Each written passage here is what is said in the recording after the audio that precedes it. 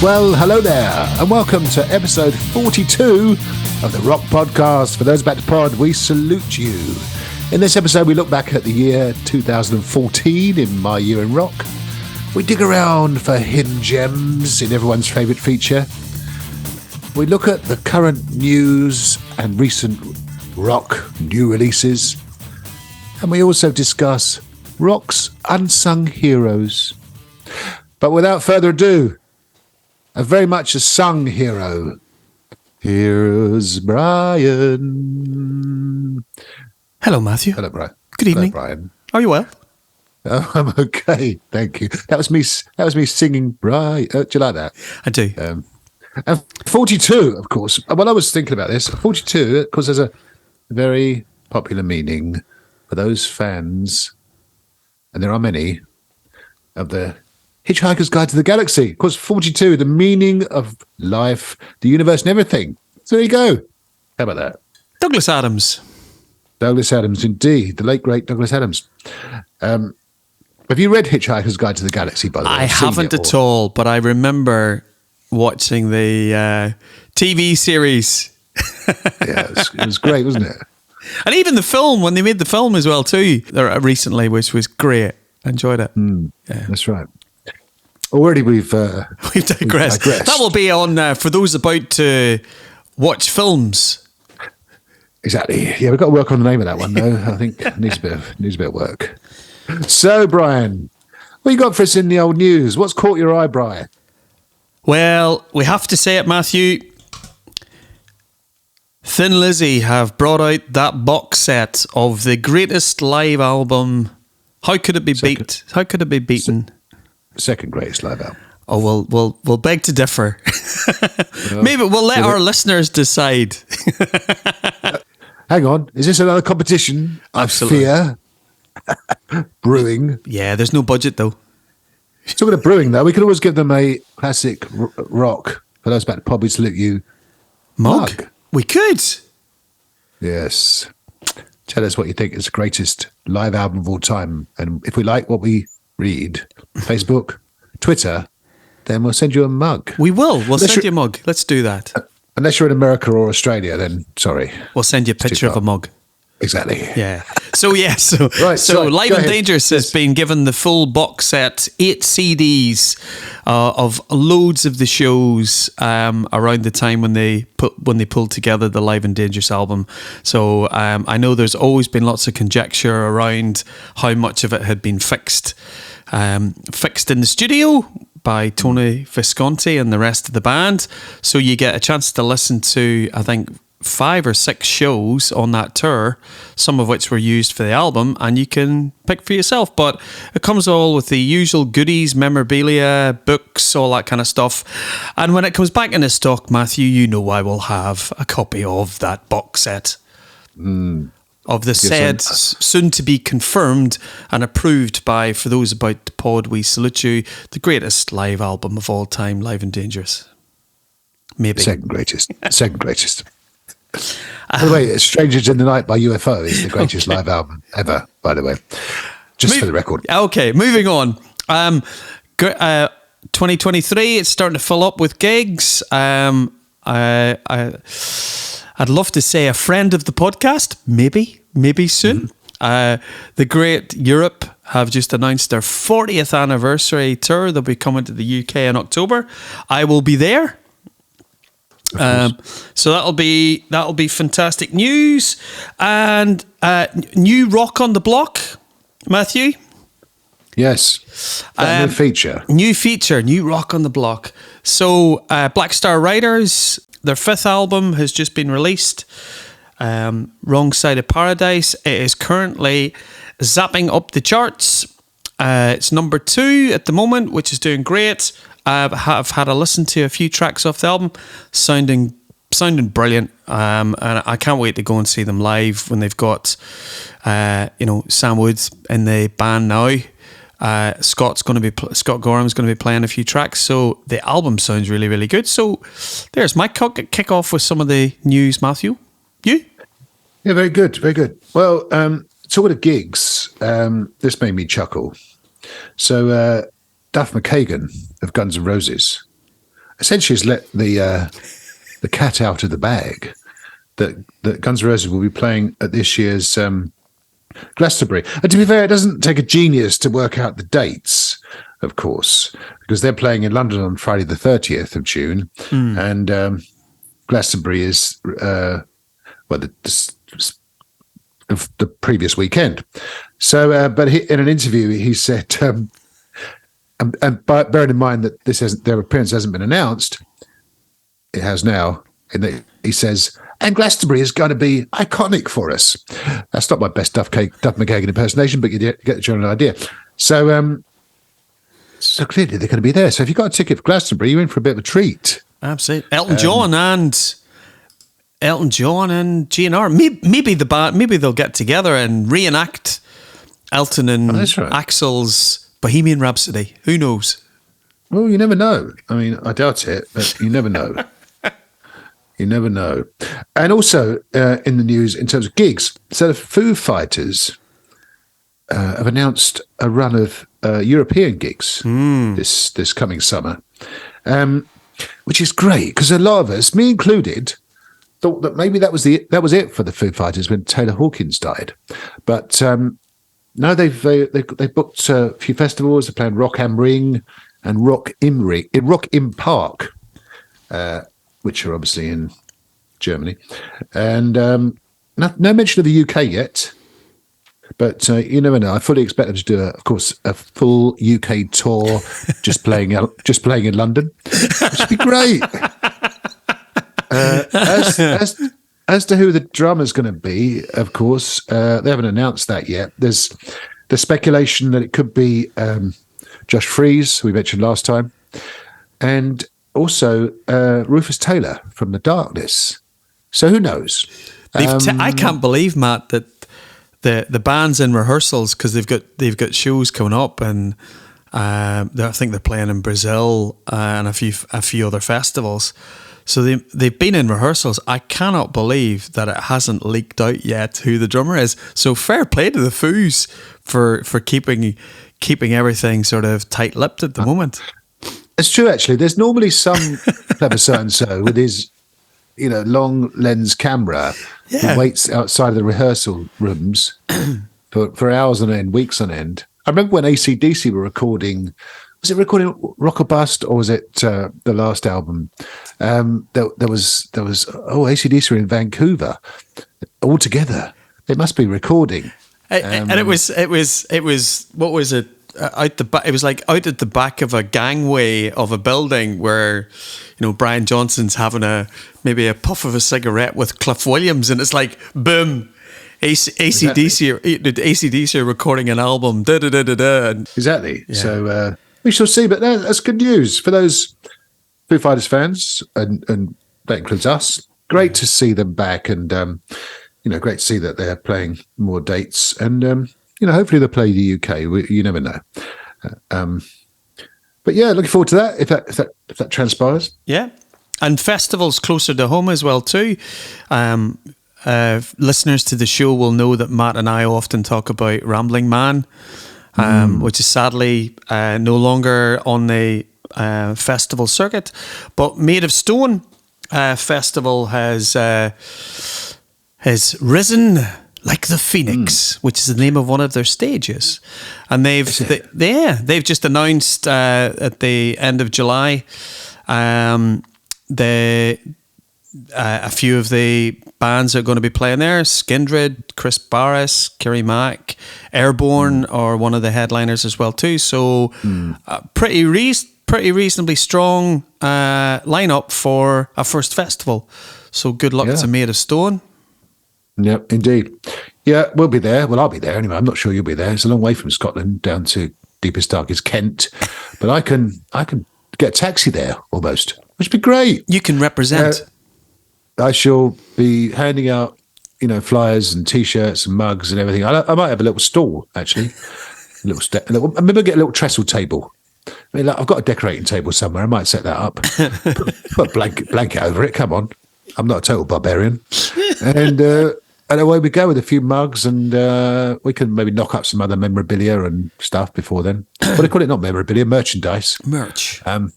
Of course, as we always know, we haven't got any budget, but, I have to cobble something together. In other news, so gig-wise, I went to see Dirty Honey last weekend. And we talked about Dirty Honey before on the old podcast. I saw them last year with Rival Sons. And if you could get a ticket, and it's like the old days. How cruel are you? Well, no, I'm just saying. I mean, there are tickets no doubt available in the time-honored fashion of anyone with tickets, cinema tickets, buy and sell tickets. But they are essentially, their UK tour is sold out. So clearly they're the next big thing. And I think they might be, because they've got the songs and obviously the musicianship and the swagger. I've got a feeling Dirty Honey are going to go a long way. They've got a new album. Their album came out in 2021, by the way. For those who haven't listened to it, go and check it out. Self-titled album. And also, when I saw them, they played a new song, which sounded pretty good. So hopefully a new album or EP or something coming soon. So, I really enjoyed that, Dirty Honey, last weekend. Great stuff.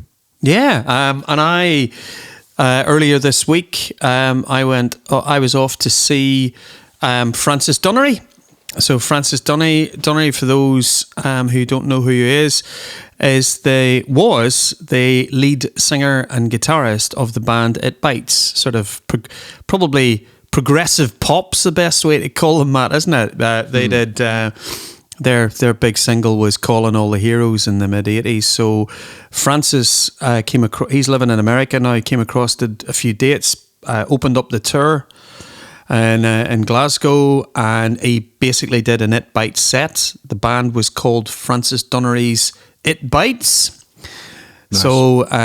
So, catchy. So he was fantastic, and his band were brilliant. So, and well attended as well too. It was great. It was nice to see Francis out playing. Yeah, indeed. I could imagine. In more quirky news. I mean, like a bit of quirky news. At least I do. We do. Anyway, two things. Iron Maiden related, actually. So I think we might have mentioned this before, but Iron Maiden have got a set of stamps. They've been commemorated by the Royal Mail in Britain, but with a set of stamps. And they're pretty good, actually. Needless to say, I bought a set of first day covers, I think they're called. Anyway, and I was at the post office today, and I needed to buy some first class stamps, and they wanted to give me the old school ones with I'm not sure it's the king or the queen's head, but anyway, I said no, I want the Maiden ones, please. And I was in a suit and my coat, so they clearly knew I was a rock guy. And I said no, and they went round the back and got the Maiden stamps. So yeah, that's good. That's quite an accolade. There's only been a few bands that have had that accolade, but. Another story that caught my eye, which I quite like, was Iron Maiden's guitar strings from the recent Legacy of the Beast tour are going to be made into jewellery to raise money for children's charities, which is nice. And I was thinking, well, just how many strings have they got through on a tour?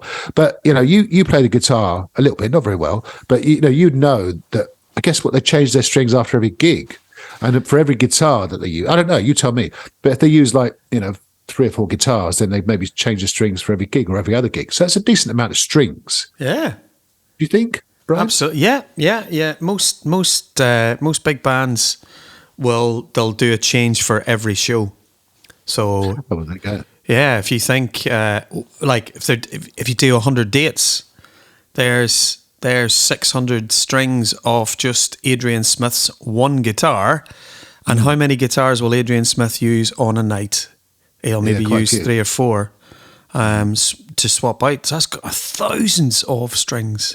Yeah, quite expensive though, I seem to recall. But it's a nice gesture all the same. God bless him. Yes, go ahead, Brian. I was going to say, talking about quirky stories. You know what Cameo is, Matt? Yeah, really good band from the 80s. Did Word Up, the guy with the red codpiece. Great stuff. Yes. Let's bring it up. And the song was famously covered by Gunn that well-known Scottish rock band, who are out on tour soon. They are indeed. Just in case. There you go. We've got a brilliant set of links there. Sorry, you were going to say Cameo. No, I don't know the Cameo you're talking about. So Cameo is a service where you can go online and you can request a personalized video from one of your favorite artists who might be, who might offer their services. A podcaster, maybe?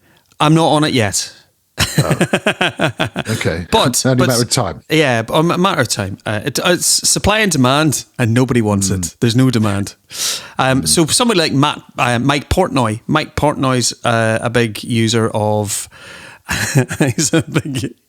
He's a big user of Cameo. In between playing 54 toms. So Mike does it for like birthdays and Christmas and stuff. So there was a funny story in the press where and it's to do with Matt Heafy from Trivium. So there's a band called the 1975. I believe the Kids. It's one for the kids. So the kids like 1975, and their lead singer. By the way, have you heard from the kids lately? They doing right? They're doing okay. It's examination times, so they're all allegedly. Oh. They're all revising for their exams, but they've got their headphones in, so they're probably, listening to Miley Cyrus. Or 1975, presumably. Or 1975. So anyway, the lead singer is called Matt Healy.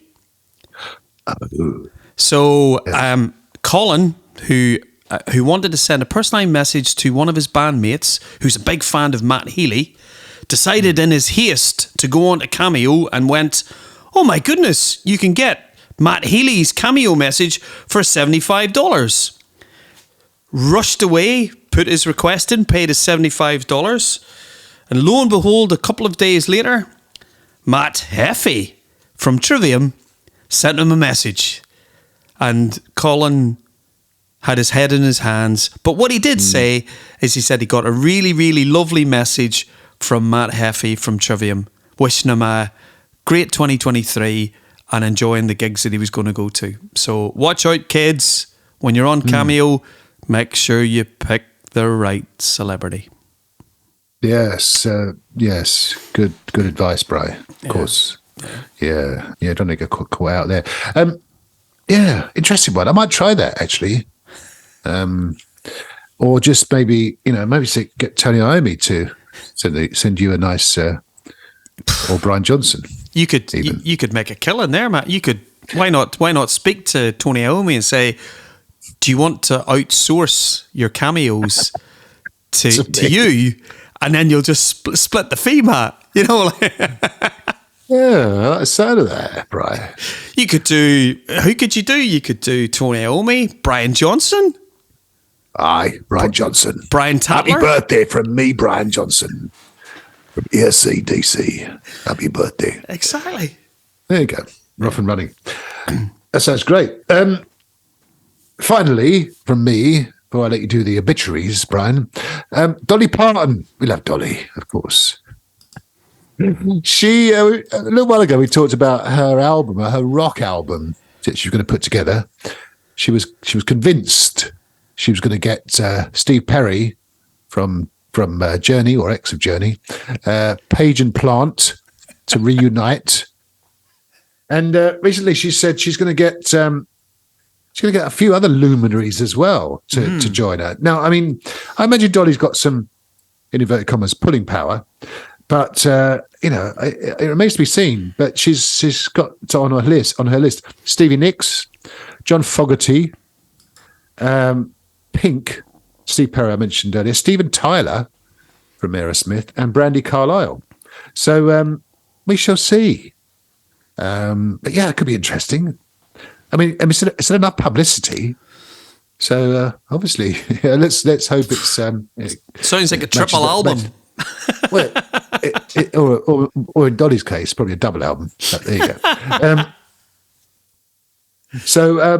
Yeah, there you go. Any John Fogerty news from you, Brian? Yeah, just on the back of your hidden gem from was it last episode or the episode before? Can't remember. Last one. Last one. Yeah. So we were talking about, or you were talking about John Fogerty and Creedence Clearwater Revival.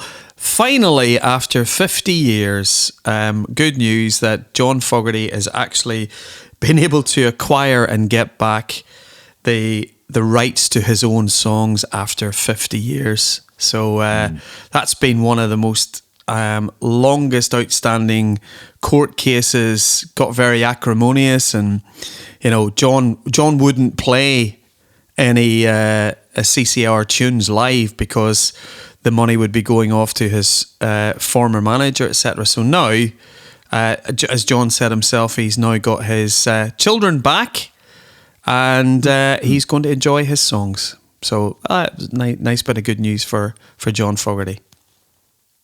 Very good indeed. And as you said, Matt, we've started the year with a number of obituaries. The first one from a few days ago was David Crosby. Started his career with Buffalo Springfield. He was with Neil Young. Mm-hmm. But he then moved through the 60s and 70s, a founding member of the Byrds. He was in Crosby, Stills, Nash, then Crosby, Stills, Nash and Young, and various. You talk about a supergroup within a supergroup. Then you had Crosby and Nash and Crosby and Stills. David Crosby and Graham Nash were very, very prolific, working with, David Gilmour in his last solo album, providing sort of beautiful harmony vocals, etc. So very sad news. If I would recommend, there's a documentary that's of David's life, a bit of a spiky character, very outspoken politically. For a lot of people, he epitomized the counterculture of the 60s and the 70s. I almost cut my hair, etc. But with a lot of people that have come out and tribute to David, one of those icons of the 60s, 70s, and was still recording up to his passing. So sad news, passing of David Crosby. Indeed. And then a few weeks before that, sadly, Jeff Beck left us. Yes. At 78 with bacterial meningitis, which is quite sad. That was obviously unexpected. You're a big fan of Jeff Beck, of course, weren't you, Brian? Yes. Jeff Beck, as you say, I'm a guitar player. Not a very good one. But Jeff Beck, for a lot of guitarists, is called the guitarist. I'm so pleased I got to see Jeff Beck. When you look back at Jeff's career, Jeff Beck Group, one of the guitarists in the Yardbirds, I still can't fathom that he was schoolmates with Jimmy Page and they listened to records together, and he knew he knew Eric Clapton. But when you look at Jeff, the blues rock, the hard rock, the fusion, the stuff he did with Jan Hammer. Was it the theme for the Tube? Star Cycle was that. Oh yeah. Yeah. And then his latter day, how many great songs where, the guitar solo in Blaze of Glory by John Bon Jovi for Young Guns, and then the guitar solo in Tina Turner's Private Dancer, always pushing forward, always innovative. He was working with Johnny Depp and they just released an album. So a big shock. And for a lot of people, an icon of guitar playing, sadly passing away. I was gutted, Matthew. Gutted. Yes, indeed. I can imagine. So were a lot of people. Yeah. So two sad losses. Yeah. So, Brian, in the spirit of keeping things fresh on the old podcast, I thought we'd have a new feature. Would you like me to tell you about it? Yes, please. I'm very excited. Just as well, really. I'm calling it Book Club of Rock Time. I know the tune sounds familiar. But kind of. You're plagiarizing yourself. You're plagiarizing yourself, Matthew. You're going to have Hidden Gem Time's going to be suing. Exactly. I'm going to be suing myself for plagiarizing myself, John Fogerty style. So I thought we'd take it in turns to talk about a book that we've read of the rock variety. So it allows our listeners to, if you like, take us up on our recommendations or not, as the case may be. Okay. And the first one I'm going to talk about is Brian Johnson's Lives of Brian, which I can tell you is a really good read. It charts Brian Johnson's early years from being a young lad up in Geordieland, up in Newcastle, discovering music, as often they did in the 50s and 60s, Elvis and the Beatles and so on, through his era of joining local bands, working men's clubs and so on. And he had more bands than I've had hot dinners. But he kept persevering, and his breakthrough was a band called Geordie in the mid-70s who had a decent hit in the UK called All Because of You. And then when they sort of decided to kind of fizzle out, he was self-employed in the car business and got a call from the mighty AC/DC to audition for them. And it was funny enough, it's based on almost a recommendation that Bon Scott had made. So he and Bon, their paths had crossed in the 70s. And at the time when Bon hadn't yet joined AC/DC, strangely enough, he was in another band. And he recommended Brian Johnson to the Young Brothers. And subsequently, he got the call, partly based on that, partly based on a referral from a fan in Cleveland to Mutt Lange to consider Brian Johnson for the audition for AC/DC, and the rest is history. But the book is a really good read, really easy read. And there you go. That's my first recommendation in Book Club of Rock time. Fabulous. See, it's catchy, isn't it? It is. It's an earworm. Oh, absolutely. Something like that, anyway. Right. So last time in my year in rock, you gave me 2014. Yay! A mere, hang on a minute, 6 + 3, a mere 9 years ago, Brian. Mm-hmm. Of course, if you're listening to this in 2114, hello, how's it going? A mere 100 years ago. So 2014, right. I've introduced myself, really, but I'm going to go for it anyway. So 2014, decent year for gigs, decent year for albums, as usual. I shall just run through a few very, very quickly. Do you remember U2 and the Songs of Innocence? Yes. Kind of, well, I almost say fiasco, but it was it was a controversial moment, wasn't it? That's very true. When we all woke up and found it in our iTunes, has anyone got an iTunes account anymore? We found it languishing in the U2 section of our iTunes account. There was uproar, wasn't there? Oh, we don't want a free album. We don't want a free album from U2, corrupting our iTunes files. And I think I've still got it, actually, somewhere. I never listened to it, as I say. Do you remember that, Brian? Did you listen to it? Because you like a bit of U2. I do. I loved it. And what I thought, bearing in mind in the 2000s, when you think how much Napster and the record, the whole record industry was nearly on its knees with so much copying and piracy of music, downloading. Here's a band that's going, hey guys, here's our new album, which we're going to give you for free. If you've got an Apple account, and it the album was in everybody's devices, and everybody lost their mind. I know. There was uproar, wasn't it? We don't want free stuff, let alone from you two. What have you ever done? Exactly. And it's a really good. For me, I actually enjoy the album. The Miracle of Joey Ramone, which is on it. It's a really, really good. Really, it's not one of their classic albums of the 80s and 90s, but it was pretty good. Yeah, indeed. Also in 2014, Foo Fighters brought out Sonic Highways, which is a good album. If you check out, there's an accompanying documentary as well, which basically follows them around the US, recording, essentially recording different songs in different cities. Yeah. There's some really good songs on that album.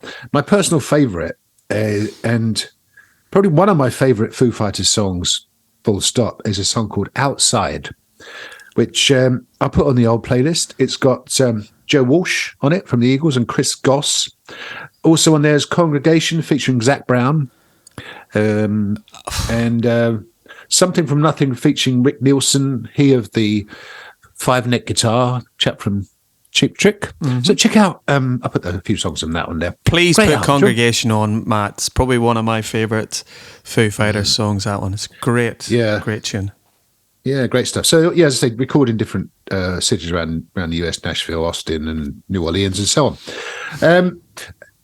AC/DC, Brian Johnson's band, brought out Rock or Bust. Now, had a couple of good songs on it, didn't it? Really, that's pretty much it. It would have made a brilliant EP.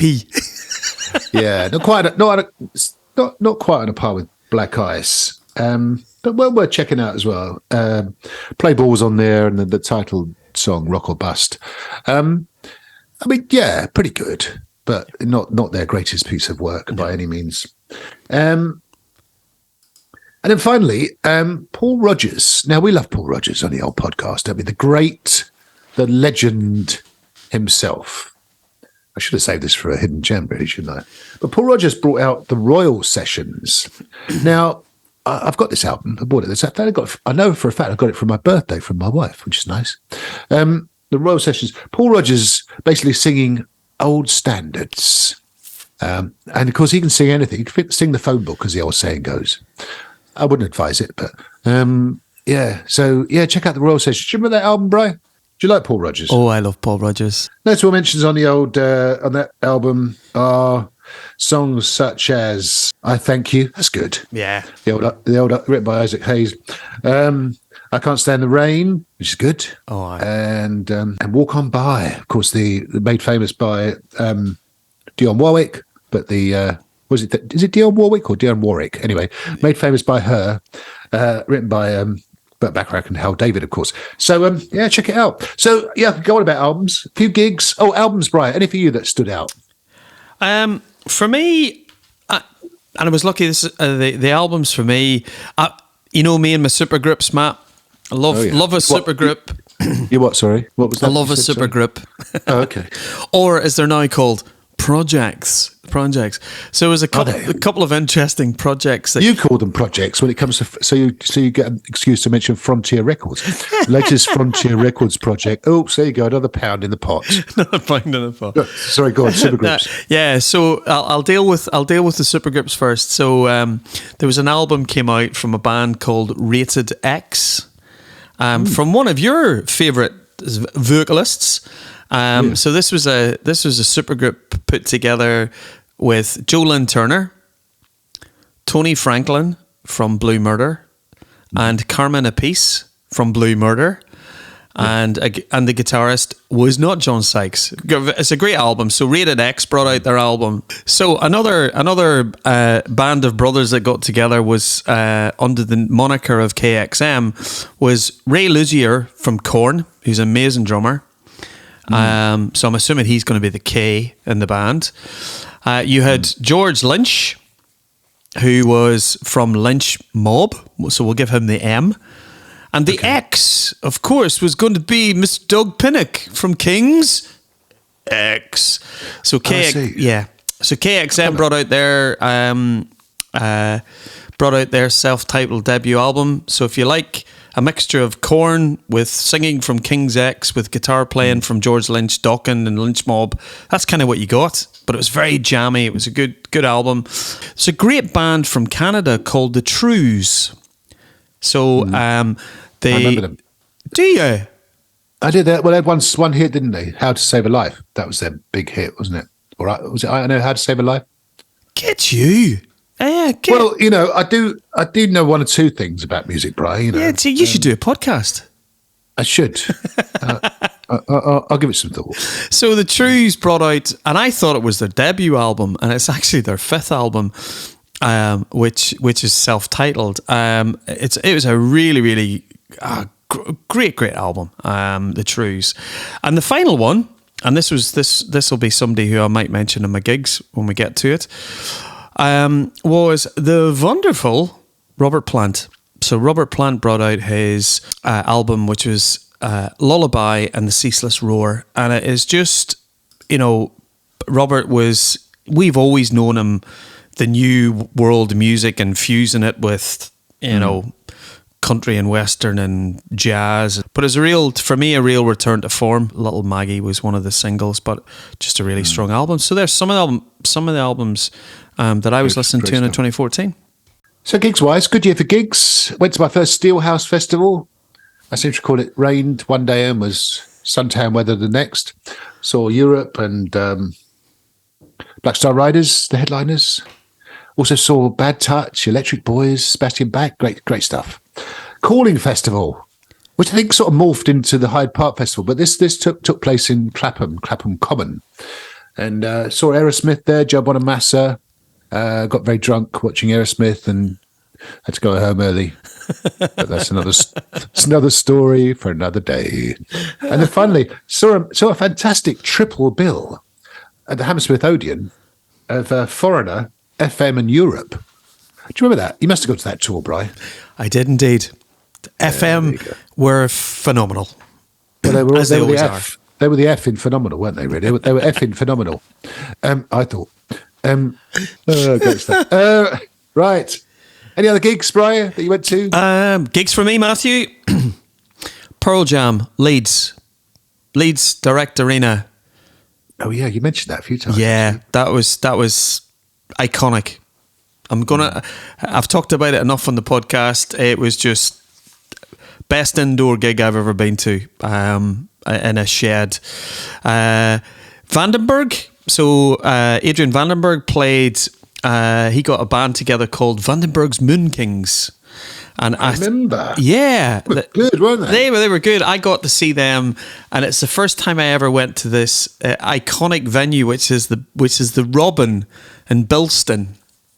So I went there to see Vandenberg's Moon Kings, which was fantastic. And the last gig that I shall mention, Matthew, in 2014, I went to see Paul Rodgers. Ooh. In the Town Hall in New York City on the 19th of June 2014, where he basically played 2 nights the Royal Sessions album with the guys who were on the record. And I just happened to be on holiday in New York City that week and was able to get tickets to go and see Paul Rodgers. So, as you say, great album. And then to see him do it live as well too, and he chucked in a few of his bluesier numbers, his encores, etc. And he was just like a fine wine, fabulous.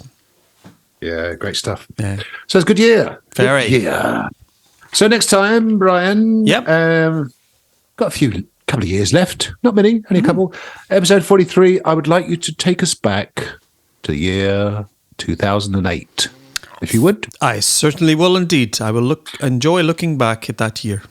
Were you at university that year? You must have. I was probably doing finished. A PhD. I was probably on my 4th PhD.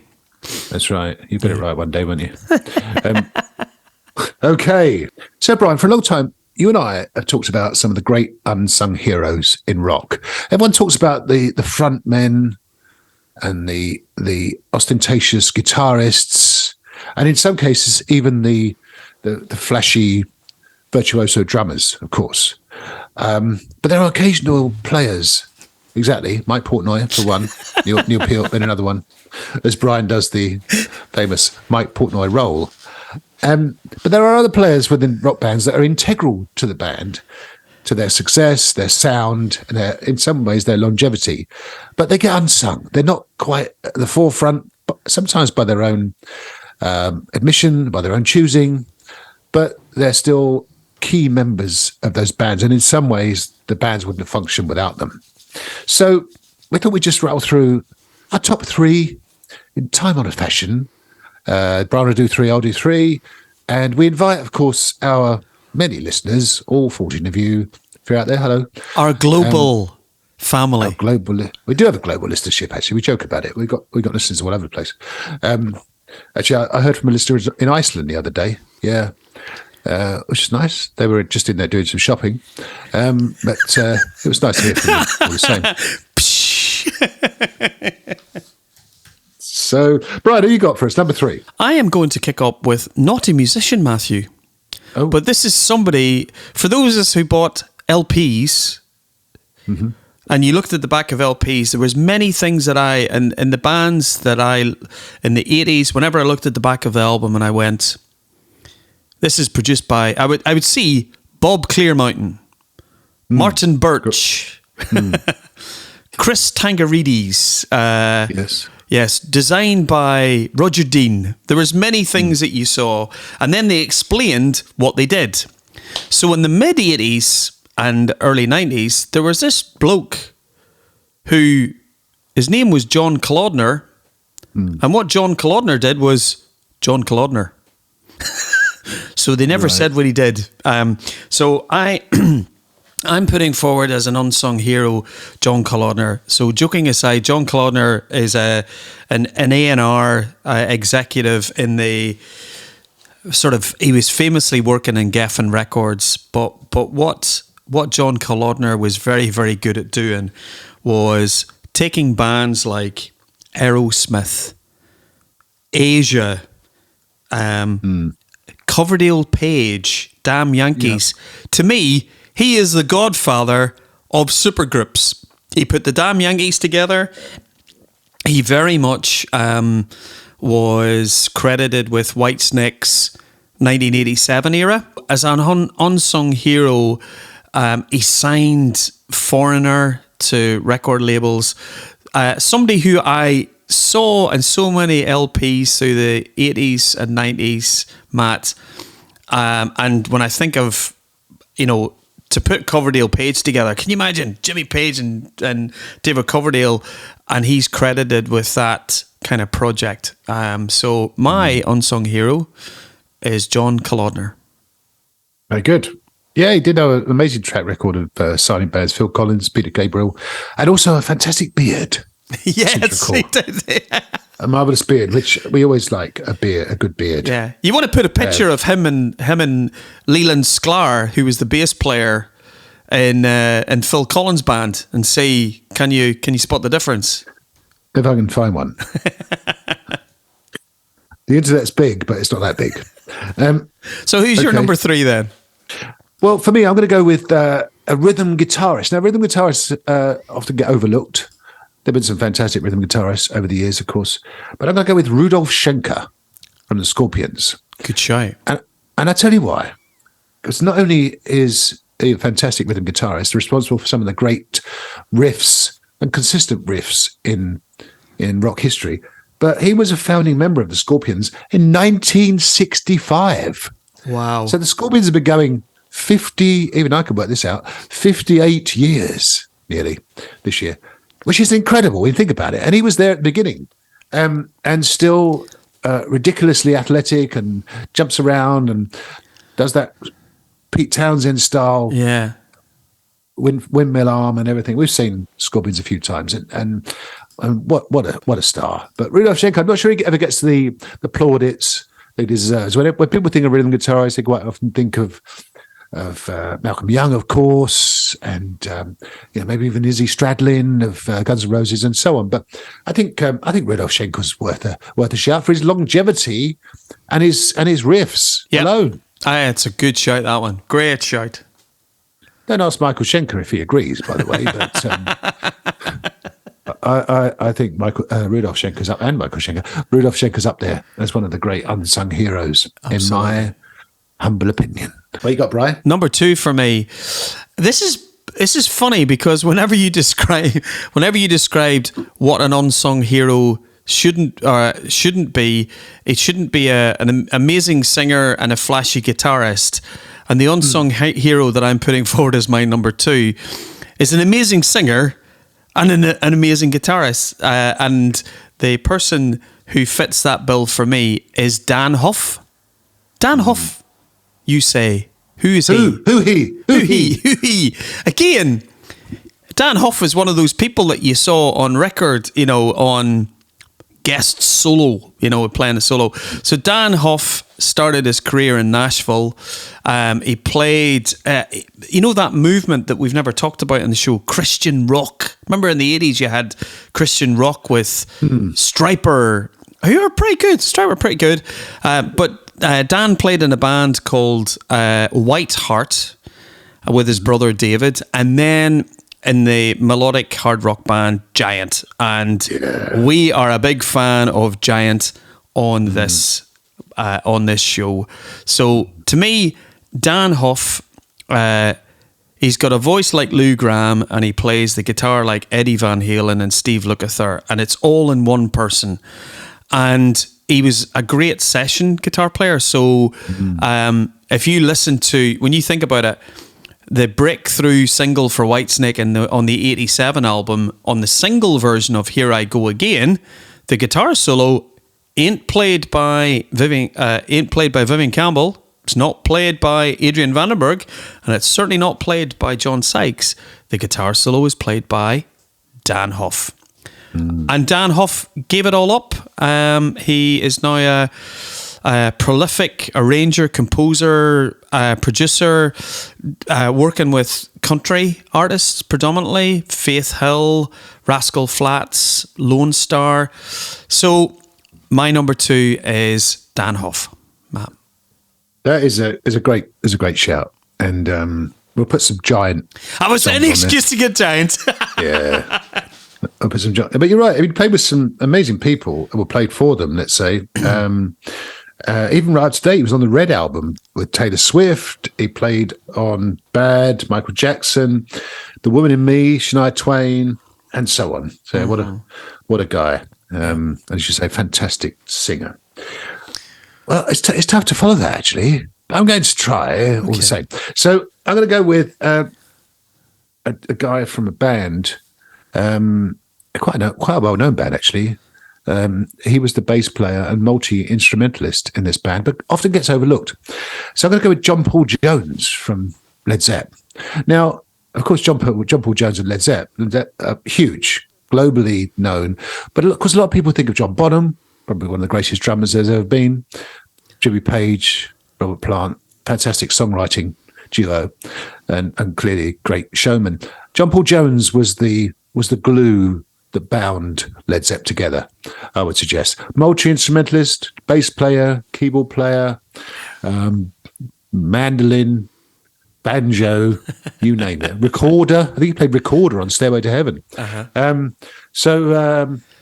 one of those very quiet, kind of unspoken, just got on with the job, and didn't indulge too much in the rock and roll excess. Was happily married with 2 kids, because he came relatively late to Led Zepp. He was a session man, a bit like you described with Dan Huff, as was Jimmy Page, and as we mentioned in the context of the Taylor Hawkins gigs, had some success recently with not only production. He produced The Mission, for example, but also he was with them Crooked Vultures, of course, in the mid 2000s. So yeah, number 2 on my list, John Paul Jones from Led Zeppelin.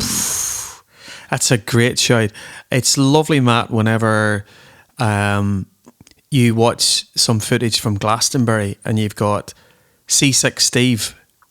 He'll do a mid-afternoon set at, festivals, and it's usually C6 Steve and his drummer.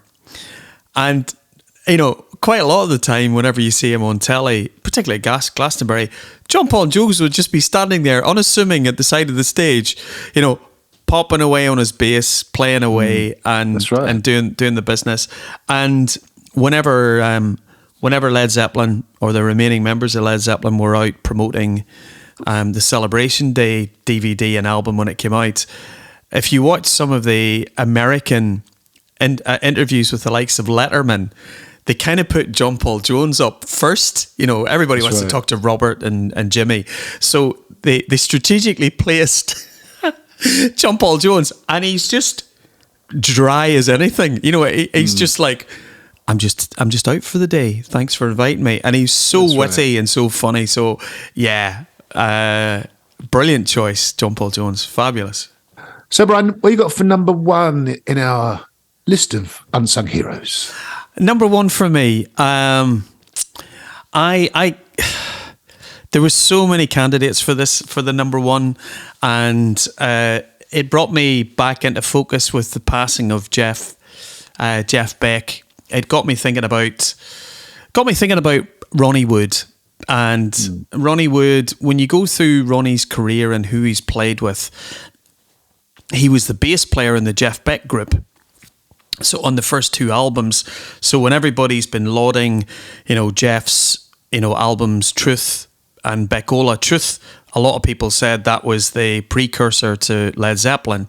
When the Jeff Beck group split, Ronnie Wood departed with Rod Stewart, and they combined with the Small Faces members to create the Faces, which was a fantastic band, but Rod was always the front man, and Ronnie Lane was one of the main writers. And then Ronnie ends up being the guitar player in the Rolling Stones. And the Stones have always been about Mick and Keith.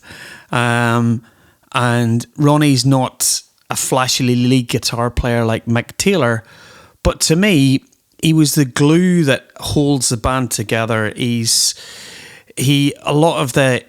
can work with Keith. He's artistic like Mick is, and he's such a nice guy to have and be on tour with, etc.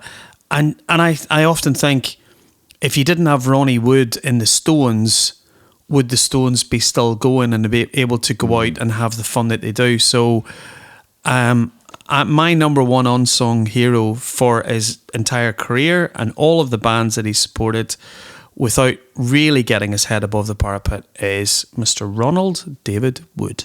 Very good. Great shout. Yeah, Ronnie Wood. Artist as well, of course. He's a very he's a very capable artist, painter, isn't he? Yeah. Great stuff.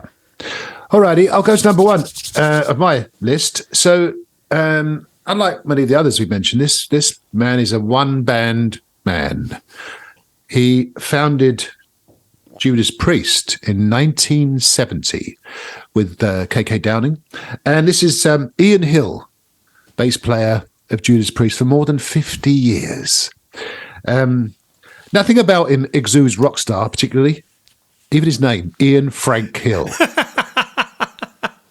But we owe a lot to Ian Frank Hill, the engine room of Judas Priest, through various drummers over the years, but he's been a constant factor. Also got Ian Hill to thank for the fact that he was dating Rob Halford's sister when they were looking for a singer, and Rob graciously left his band, who were called Hiroshima, and joined Judas Priest. And the rest, as they say, is history. So my unsung hero, and I think in the truest sense, he's the back of the stage, very rarely moves from his stage left position up against the Marshall stacks, is Ian Hill of Judas Priest. Fabulous shout.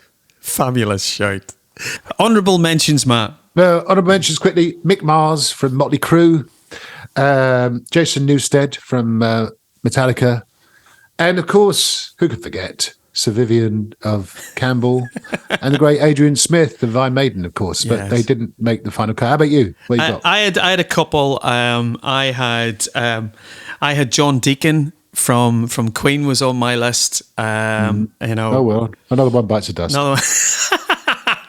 And then my final two were drummers. Matt Cameron, who's drummed with both Soundgarden and Pearl Jam. Great haircut. Great haircut. And the final one, if he hadn't have played so well in the Taylor Hawkins tribute concerts and everybody talking about him being the shoe-in drummer for the Foos, is Josh Freese, who's made his career playing sessions and Nine Inch Nails and Weezer. Brilliant drummer. Played with Sting. He would have been on my list, but basically everybody's talking about him or Rufus for the seat in the Foos, so he's not really unsung at the moment after last year's tribute concerts. That's true, indeed.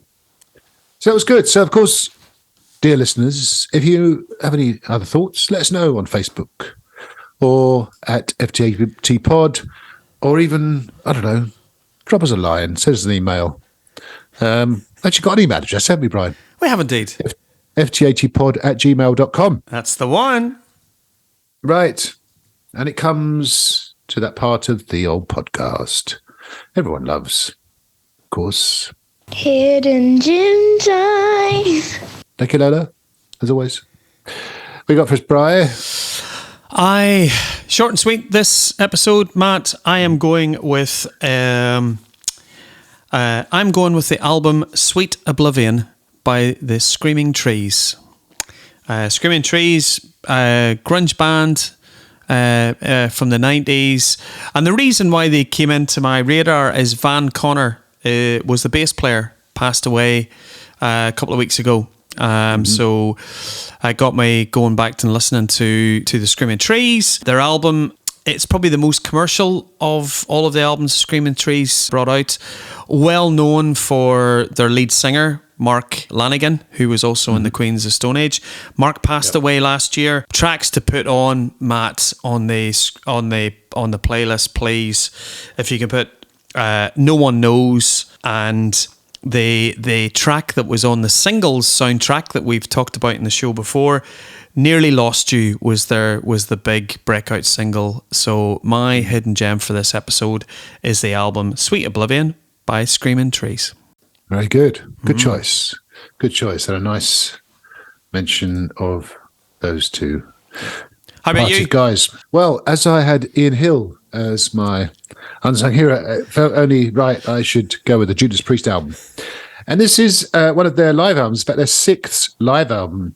It's called Battle Cry, and it's from released in 2016. It's then playing at the Wacken Open Air Festival in 2015. It's worth listening to just for one. If you just listen to one part in this album, the whole album's good. It's got the classic songs, Metal Gods, Victory of Changes, Breaking the Law. You've got a Painkiller. But if you listen to the riffing on Another Thing Coming, playing the low E string, turn it up to 11 and make yourself feel good. So my hidden gem for this week is Battle Cry by Judas Priest, the live album from 2016. Fabulous. Great choice. Good stuff. So that was it, Brian. Episode 42 done, dusted. Should we do another one next time? Should we do episode 43? Well, we've paid the subscription to the website, so we should. We have to, really, don't we? We do.